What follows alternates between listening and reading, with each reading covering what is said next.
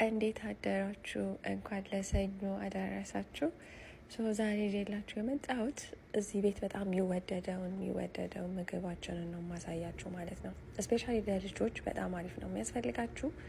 ያው መወዳት መጥበሻ ያለች ማንኛውም መጥበሻ መጠቀም ትችላላችሁ ጋይስ።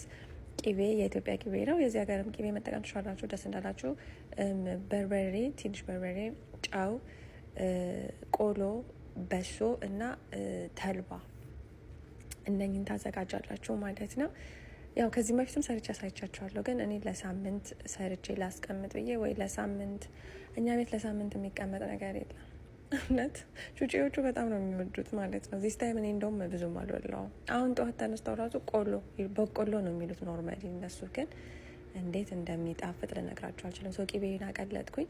ከዛ ጨውንም በርበሬውንም እና ደግሞ ምንድነው ስሙ በሶ አይደለም፣ በርበሬ፣ ቂቤ፣ ጨው እና ፍሌክስ ተልባውን አንድ ላይ አድርጌ ካቀለጥኩ በኋላ ከዛ ቆሎውን አደረኩበት ማለት ነው።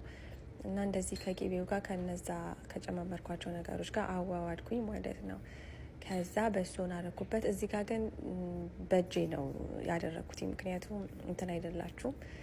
በደንብ መታሸት አለበት በእጃችሁ። በጓንት አድርጋችሁ ከፈለጋችሁ እጃችሁ ታጥባችሁ እንደፈለጋችሁ እሽት ታደርጉታላችሁ። ይሄን ይመስላል ፋይናል ሪዛልቱ በእኔ ሆነባችሁ። አንደኛ ነገር በጣም ጤነኛ ነው፣ ሄልዚ ነው።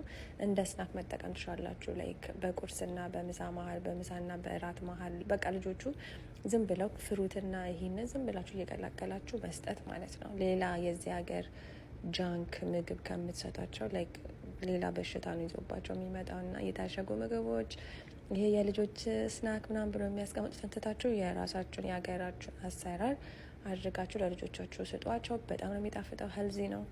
ጌታን ትላንትና ነው የሰራሁት። አሁን ላይ ግማሽ አልቃለች፣ በቃ ኦልሬዲ ማለት ነው ጨርሰውት። ወዳችኋለሁ። መልካም ቀን ባይ። ከተመቻችሁ ደግሞ ላይክ አድርጉ። ጥያቄ ካላችሁ ማስቀምጡልን።